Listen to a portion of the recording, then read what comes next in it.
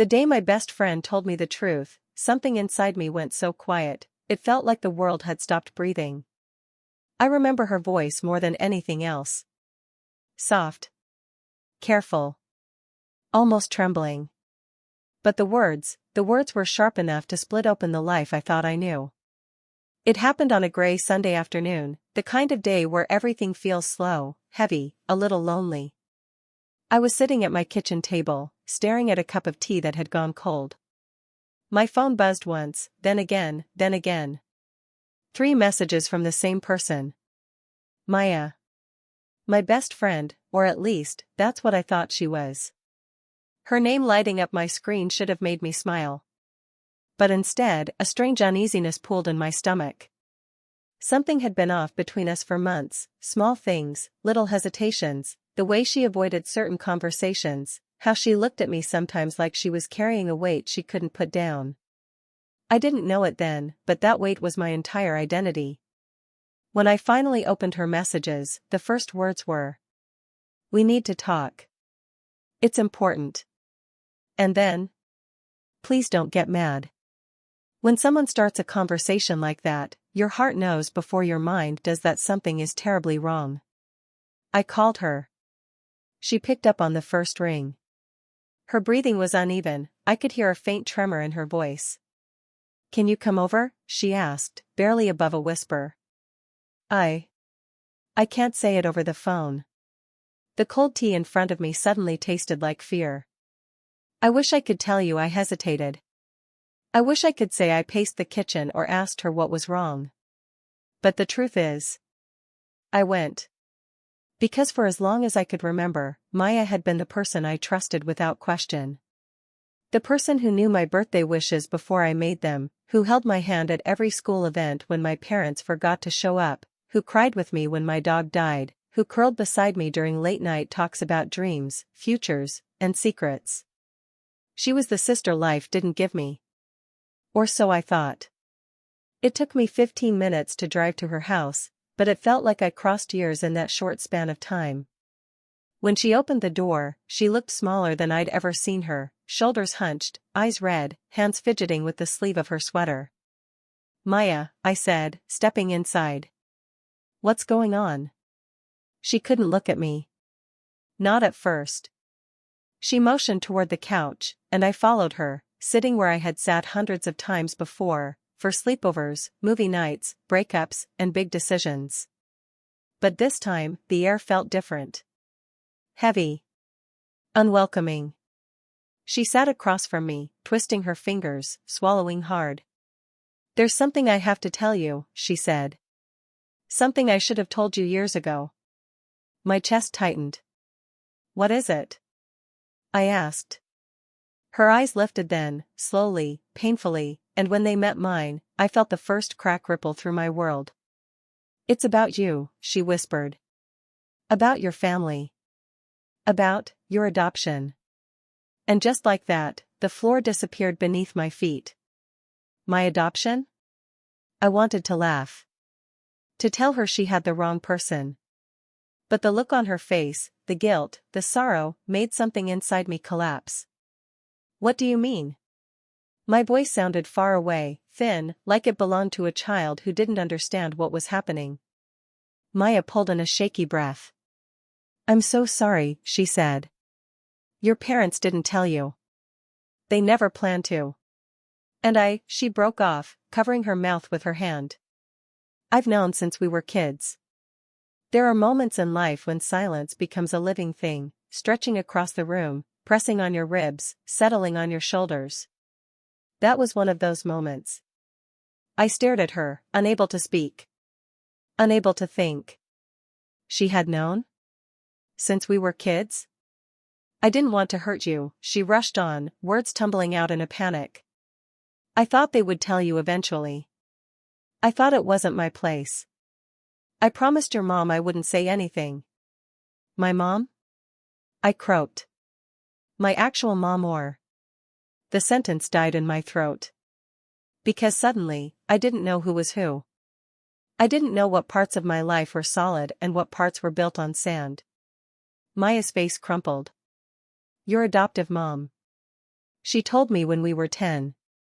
She said you were too young, that someday she'd tell you when you were ready. But the years kept passing and she never did. She inhaled shakily, tears slipping down her cheeks. And I became part of the lie. I wish I could tell you I reacted gracefully. I wish I could say I breathed deeply, asked questions calmly, or tried to understand. But shock is a strange, cruel thing. It doesn't come in waves, it hits all at once. I felt my throat close, my chest tighten, my hands go numb. Why would she tell you? I whispered. Why you? Maya wiped her cheeks with her sleeve. Because I was your best friend. She wanted me to help you feel normal. Protected. She wanted me to make sure you never felt different. The words twisted like a knife. Normal. Protected. Different. All the years of wondering why my mother always seemed slightly anxious when I asked questions about when I was born. All the guarded expressions when I mentioned family resemblances. All the strange silences. They all came crashing back like a wave I had never seen coming. But nothing hurt more than looking into the eyes of the girl who had grown up beside me, who had held every secret of my heart. And realizing she had kept the biggest secret of all. Why now? I whispered. Why tell me this now? Maya's voice broke. Because someone else is about to. And I didn't want you to hear it from them. My stomach dropped. Who? She swallowed hard. Your biological mother. That was when the world truly stopped. My voice, when it returned, felt foreign. My biological, Maya, what are you saying? She's looking for you, Maya whispered. And she's coming here. Soon. Her words hung in the air like smoke, suffocating, inescapable. I stared at her, my mind breaking open in a way I didn't know was possible. I didn't know the truth then. I didn't know the damage to come. I didn't know this was the beginning of the end of everything, my trust, my friendships, my family. All I knew was that the person I trusted most had known the truth about my life long before I did. And she had kept it from me.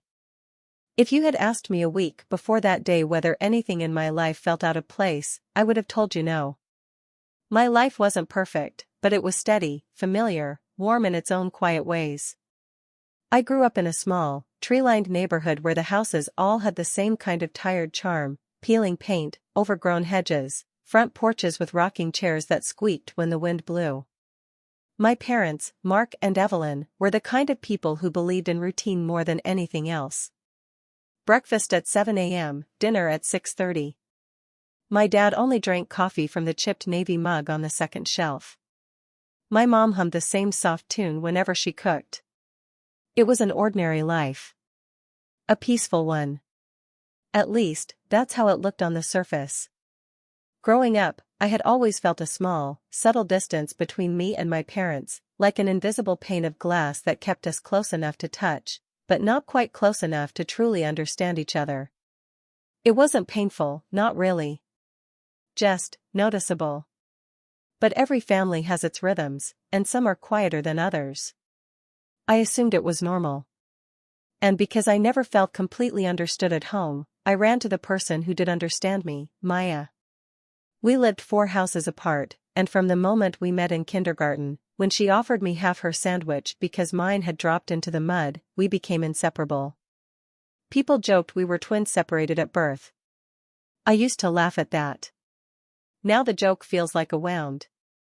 We grew up sharing everything, secrets, heartbreaks, birthdays, fears, clothes we borrowed from each other's closets. We made promises that only young girls can make, the kind that feel eternal, unbreakable. You're my forever person, she told me once when we were 12, lying on her bedroom floor with our feet resting against her dresser. No matter what. I believed her. And for a long time, she lived up to that promise. When my parents argued behind closed doors, she was there. When I struggled with school, she was there. When I felt lost, she always knew how to anchor me. But in the months leading up to her confession, something in her started to change. It began small, the kind of thing you'd brush off if you weren't looking closely. She became quieter around me, more guarded with her words. She shifted conversations away from anything that brushed too close to family or childhood memories. When I talked about my mom, she fidgeted. When I mentioned doing a DNA ancestry test just for fun, she went completely still. I remember that moment clearly. It was a warm evening in June, and we were sitting on my back porch with glasses of iced tea, watching fireflies blink in and out of the dark. I had said, I might do one of those DNA kits everyone talks about. Just to see what I am, heritage and stuff. At first she didn't respond. Then she set her glass down and said, too quickly, why? What's the point? I laughed. I don't know. Curiosity? Her eyes darted away, her fingers tightening around the armrest of her chair. I just think, some things are better left alone, she said. There was something in her tone, not annoyance, but fear. Real, heavy fear. And it stuck with me. Even after the moment passed. Even after the fireflies faded. Even after she forced a smile and changed the subject to the new show she was watching. At the time, I tried to shrug off the feeling tightening in my chest. We were adults now, in our late 20s, navigating work and responsibilities and the dull edges of growing up. People changed. Life changed. Relationships changed. But looking back, that was the first crack. A few weeks later, the second clue arrived, quiet, unassuming, but enough to make something inside me shift. I found my mother sitting alone in the living room one night, staring at a photo album spread open on her lap. She didn't notice me at first, and I watched from the hallway, studying the picture she kept touching with her trembling fingers. It was a photo of her holding me as a baby, swaddled in a yellow blanket, eyes barely open. She looked younger then. Happier. Softer. But the expression on her face now was different. A mixture of longing, and something else I couldn't name. When she finally noticed me, she shut the album quickly, too quickly, and offered a strained smile. Couldn't sleep? She asked. I stepped into the room. I could ask you the same. Her shoulders stiffened. Just reminiscing. Her tone was clipped, fragile at the edges. It was the same tone she used when she didn't want me to ask more. And that, more than anything, frightened me. Because my mother wasn't the type to hide things.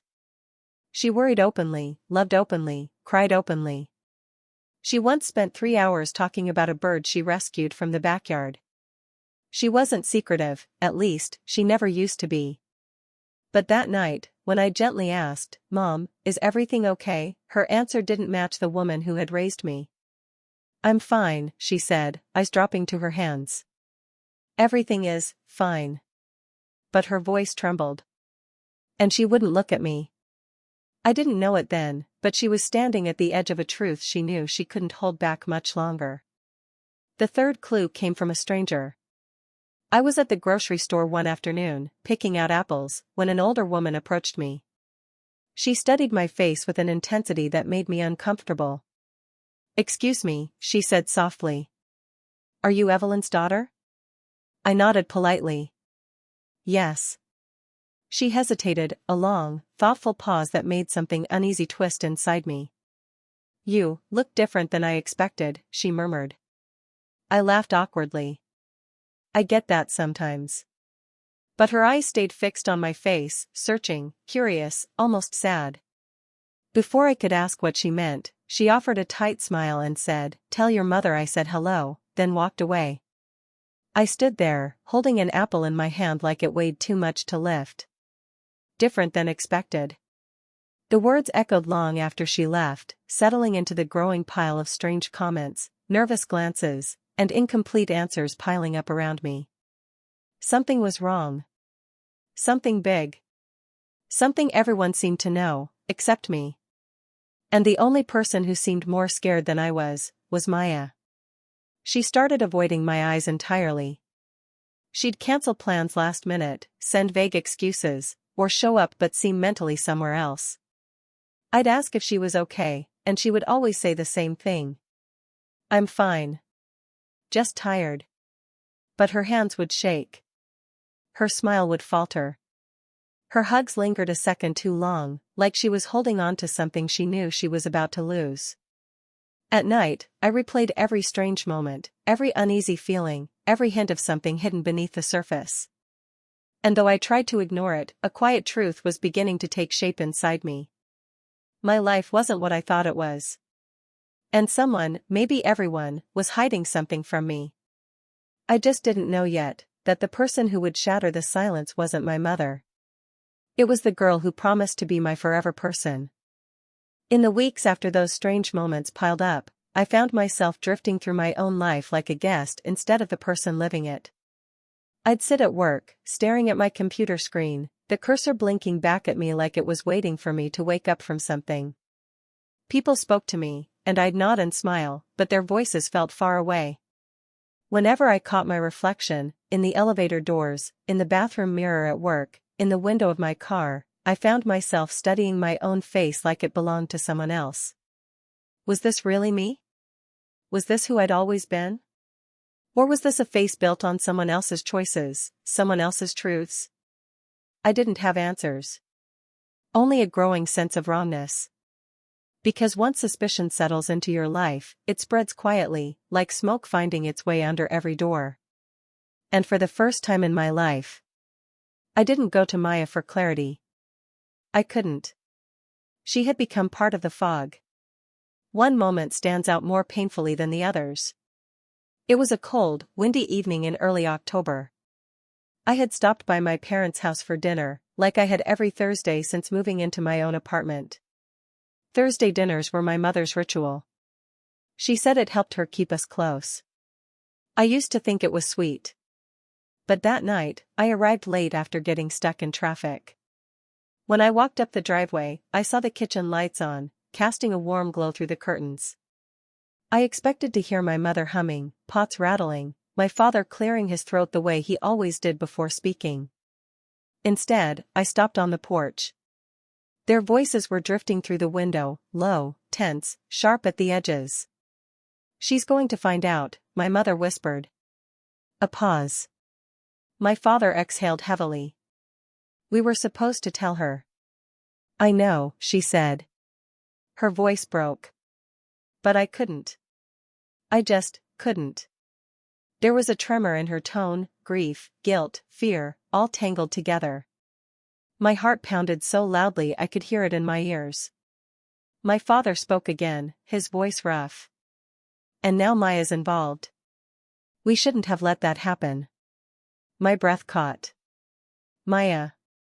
Her name in my father's voice felt like a knife turning.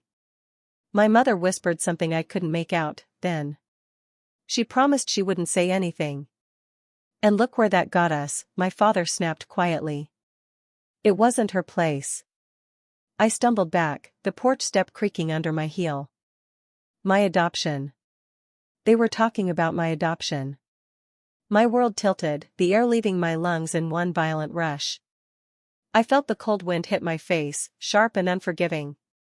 For a moment, I couldn't move. Couldn't think. I just stood there, outside the home where I'd lived my entire life, listening to the truth unravel through the kitchen window. Then, before they could hear me, before I had to face the weight of the silence inside that house, I stepped off the porch and walked back to my car. I didn't even text to cancel. I just drove. The road ahead blurred through my tears. All the little clues, all the quiet moments, all the unfinished sentences, they were pieces of a puzzle I didn't want to solve. But now, the picture was forming whether I wanted it to or not. When I finally parked outside my apartment, my hands were shaking so badly I could barely turn off the ignition. I sat there, staring at the steering wheel, my breath unsteady, the world too loud, too bright, too unbearably real. I needed answers. And the one person who seemed tied to all of this, in ways I couldn't yet understand, was the same person who had been avoiding me for weeks. Maya. I grabbed my phone before fear could stop me and dialed her number. It rang twice. Then went to voicemail. I stared at the screen, frustration and panic closing in on me. She didn't call back. She didn't text. Not that night. Not the next morning. Not even the day after. And with each hour that passed, a seed of anger began to grow in my chest, small at first, but steady. Because it was one thing for my parents to keep secrets. They were older, complicated, flawed in their own ways.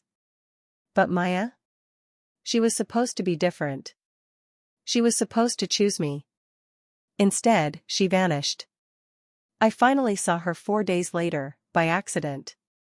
I was pulling into the grocery store parking lot, and there she was, stepping out of her car with a bag slung over her shoulder. She looked exhausted, her hair tied in a messy bun, dark circles beneath her eyes, like she hadn't slept properly in days. When she saw me, she froze. Then, she looked away. And began walking in the opposite direction. Something inside me snapped. Maya. I called out, stepping out of my car and slamming the door shut harder than I meant to. She stopped, shoulders tense, but didn't turn around. Maya, I said again, my voice cracking. Slowly, painfully, she turned to face me. Her eyes were red. Not from crying recently, but from crying over and over. I walked toward her, my steps unsteady. Why are you avoiding me? She swallowed hard. I'm not. Don't lie, I said quietly. That was the moment she broke. Her face crumpled, and she pressed a hand to her mouth as tears spilled over her lashes. I didn't want you to find out this way, she whispered. My heart twisted painfully. Find out what way? She shook her head, wiping her cheeks with trembling fingers. I wanted your parents to tell you. I begged them to. I thought if I stayed away, maybe.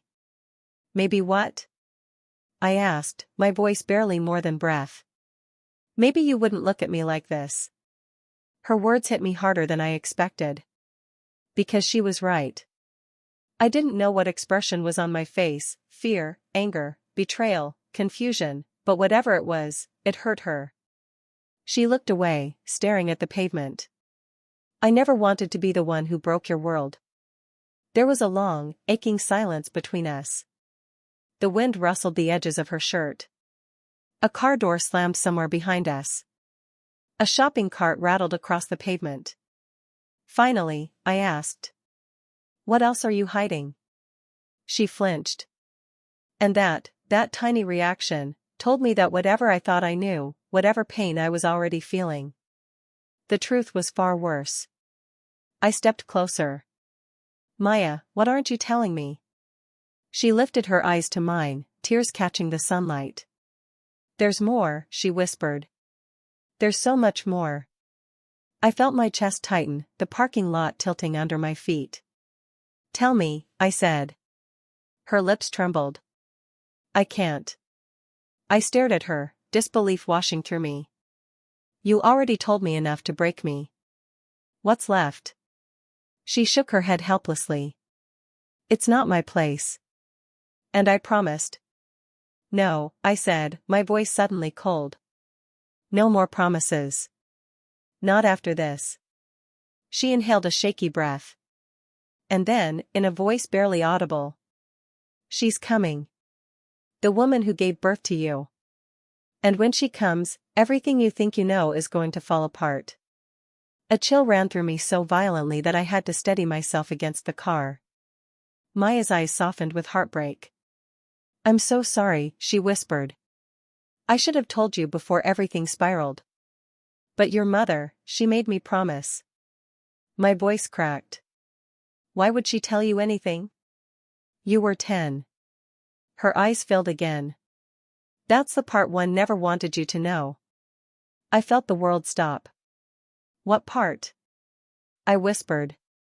She looked at me, truly looked, with a grief so deep it made my breath catch. The part where I wasn't supposed to be the one who told you, she said. I was supposed to be the one who helped them, keep you. I stared at her, my heart pounding, my mind spinning. Keep me? Before I could ask anything else, before I could push her further, her phone buzzed in her pocket. She glanced at the screen and went pale. It's her, she whispered. Then she looked at me with a fear I didn't understand. She's here. I thought the worst part was learning I was adopted. I thought the real betrayal was that my best friend knew before I did. But I was wrong. So wrong. The real nightmare began the night she finally told me why she had kept the secret. It was raining, one of those heavy, angry storms that make every sound feel sharper. She called me, crying, begging me to come over. Her voice wasn't just scared. It was guilty. When I walked into her room, she was sitting on the floor, surrounded by letters. Not mine. Not hers. My birth mother's. She whispered. I never told you because I thought I was protecting you. I didn't understand. Protecting me from what? She handed me a letter, one she had hidden from me for years. The paper was soft, almost falling apart. But the words hit like a punch. If she ever finds out who I am, she might go looking for me. And that could ruin everything we promised to protect. I froze. She watched my face like she already knew what would happen next. Then she said the words that changed everything between us. Your birth mother isn't who you think she is. And neither is mine. My heart almost stopped. She wasn't just hiding my secret. She was hiding her own. She looked at me, tears shaking down her face, and whispered. We're connected in ways you can't imagine. And if you knew the truth, you might hate me forever. My stomach dropped. My chest tightened. Because in that moment, I realized this wasn't about adoption anymore. This was about a truth big enough to break two families apart. And I wasn't sure if I was ready to hear it. She didn't look at me at first. She just kept folding and unfolding that old letter like she was trying to find courage in the creases. Finally, she said it. Our mothers knew each other, long before we were born. I felt the room tilt. She reached under her bed and pulled out a small metal box, rusty, dented, and locked. She hesitated, then handed it to me. My mom gave me this before she died, she whispered. She said I'd know when to open it. And tonight, I finally do. When she opened the lid, the smell of old paper and secrets filled the room. Inside were photographs. Black and white, faded, but unmistakable. Two young women. Laughing. Arms around each other. Teenagers. My birth mother. And hers. I couldn't breathe. They grew up together, she said. They made a pact, about us. I choked. A pact about what? She handed me another letter. This one looked angrier, ink smeared, corners ripped. My birth mother's handwriting again. If she ever tells her daughter the truth, everything falls apart. Our promise dies. And so will the future we tried to protect. My chest tightened. What promise? What future? She looked at me with eyes full of guilt. Your adoption wasn't an accident, she said. And my mom, she wasn't just protecting you. She was protecting me. I felt sick. From what? I whispered. She swallowed hard, like the words hurt. From the truth about who your real father is. And what he did. The room went silent. All I could hear was the storm outside, and my heart pounding like it was trying to escape my chest. I didn't know whether to cry, run, or scream. Because suddenly, the adoption wasn't the betrayal anymore. The truth about my father was. For a moment, I couldn't speak. I couldn't move. It felt like the whole world narrowed into that tiny metal box between us. She wiped her face, took a shaky breath, and whispered. Your father isn't missing. He isn't dead. He isn't unknown. My stomach nodded. Then who is he? She stared at me with eyes full of fear, not for herself, but for me. He's my father too. I felt the air vanish from my lungs. No. No, that couldn't be true. It didn't make sense. I shook my head, but she continued, voice cracking. My mom told me before she died. Your birth mother and my father, they had a relationship. A secret one. You were the result. I felt cold crawl over my skin. But why would they hide that? Why give me up? Her eyes filled again. Because he was married. To my mom. And they all knew that if the truth came out, it would destroy everything. The room spun. My father. Her father. The man who raised her. Had been living a double life. She reached for a photo at the bottom of the box and pressed it into my hand. A man. Smiling. Standing between two young women. My birth mother on one side, her mother on the other. His arms around both. I felt sick. They agreed my birth mother would disappear, she said. She left town. She hid the pregnancy. And when you were born, they arranged the adoption. Tears blurred my vision. All this time, I thought my best friend hid the truth out of selfishness. But now I understood. She hid it because it hurt her too. Because knowing her father betrayed everyone. Me, her mother, her. Was a wound she carried alone. I whispered, barely audible. So, we're sisters? She shook her head slowly. Half-sisters. But I was never allowed to tell you. My throat tightened. All those years of friendship. All those memories. We were connected by blood and didn't even know. And the terrible part? Our mothers knew. Her father knew. Everyone knew. Except us. The betrayal suddenly felt bigger than both of us. It belonged to the entire family. I didn't know how to process it. Everything I thought I knew about my life, my family, and even Maya, everything, was a lie. And that night, I realized I had to see him. The man who had shaped all of this from the shadows. The man who had stolen my life before I even knew it existed. Maya offered to go with me. But I shook my head. I didn't want comfort. I didn't want companionship. I wanted the truth.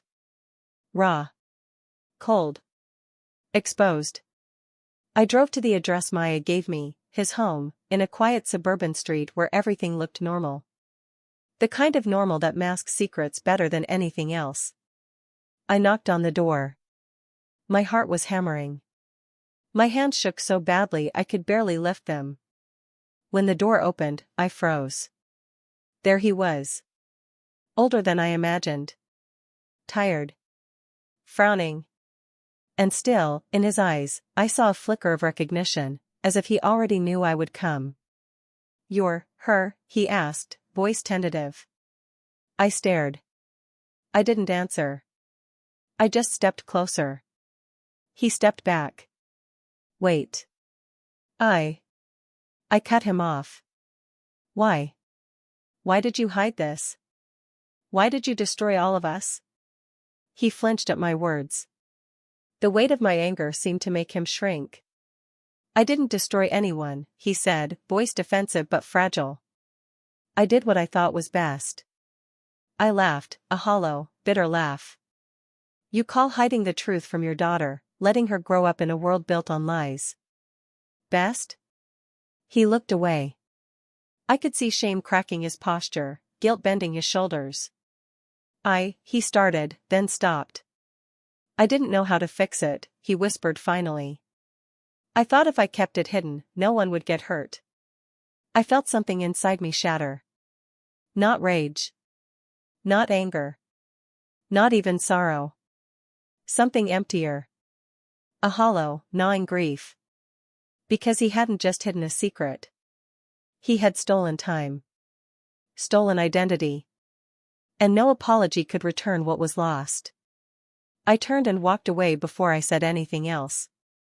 The storm outside mirrored what I felt inside, chaotic, relentless, wet with despair. When I got home, Maya was waiting. Her eyes wide, her hands trembling. She asked softly, "What did he say?" I looked at her. And for the first time, I didn't know if I could look at her the same way again. I whispered, "He didn't say much. He admitted he lied. That's all." She nodded. Tears slid down her cheeks.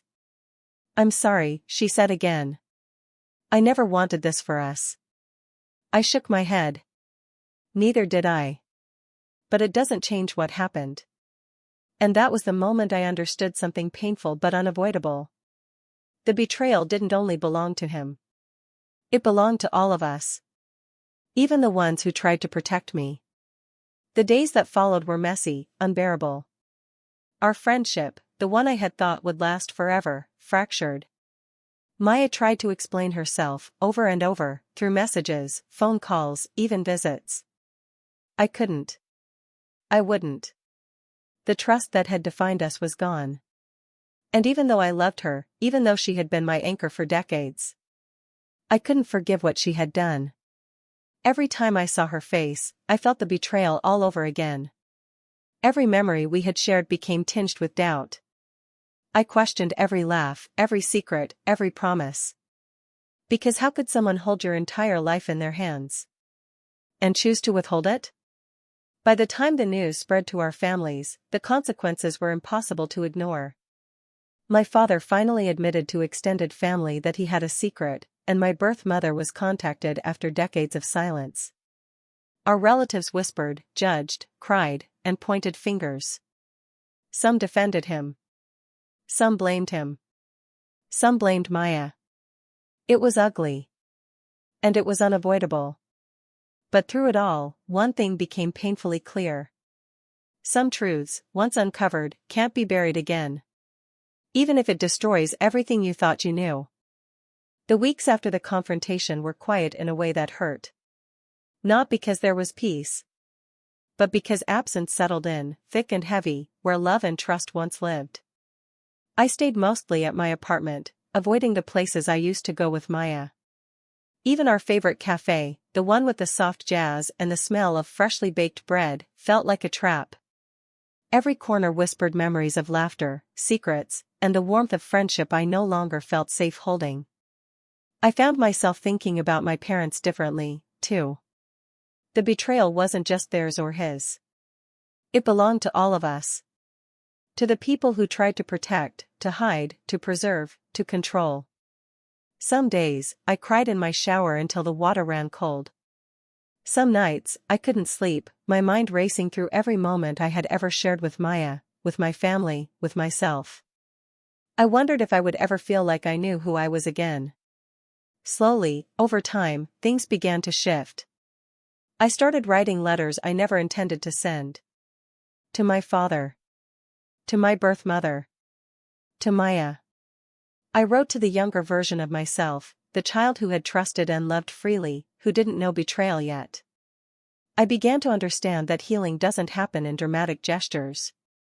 It happens quietly. In long walks when your mind tries to untangle every knot. In small acts of care toward yourself. In letting go of the rage you feel toward those who hurt you, not because they deserve forgiveness, but because you deserve peace. I stopped expecting Maya to reach out. And eventually, she didn't. It hurt. It burned. But it also freed me from the constant cycle of hope and disappointment. I reconnected with my mother differently, not as the daughter who needed protection, but as a woman who finally understood her story. We didn't hug away decades of unspoken truths. But we talked. And in those conversations, I found fragments of love and care that had been buried under secrets. I met my birth mother briefly, once she reached out. It was awkward, raw, imperfect. But it was real. And in that short meeting, I realized, identity isn't just what you're told. It's what you choose to carry forward. As for Maya, part of me misses her. Part of me always will. But I've learned that love sometimes isn't enough to bridge the chasms built by secrets. And that's okay. I've begun to rebuild. I've returned to the cafe where we used to sit, alone, writing in my notebook. I've taken long walks in the park, noticing the small joys, the smell of wet leaves, the sound of children laughing, the soft whisper of wind through the trees. I've learned to hold myself with tenderness. To trust again. To move forward.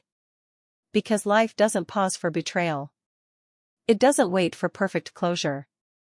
And sometimes, the most courageous thing you can do is choose to keep walking, even when your heart is broken. And through all of it, one thing has become clear. Truth has weight. Secrets have power. And even the deepest betrayals can teach you who you are, if you let them. Would you have confronted your parents, your best friend, or your past if you were in my place? Would you have forgiven, or walked away like I did? Tell me in the comments. If my story moved you, subscribe for more real stories of love, loss, and life's unexpected twists. Because even in the darkest betrayals, there's always a way to find your own light.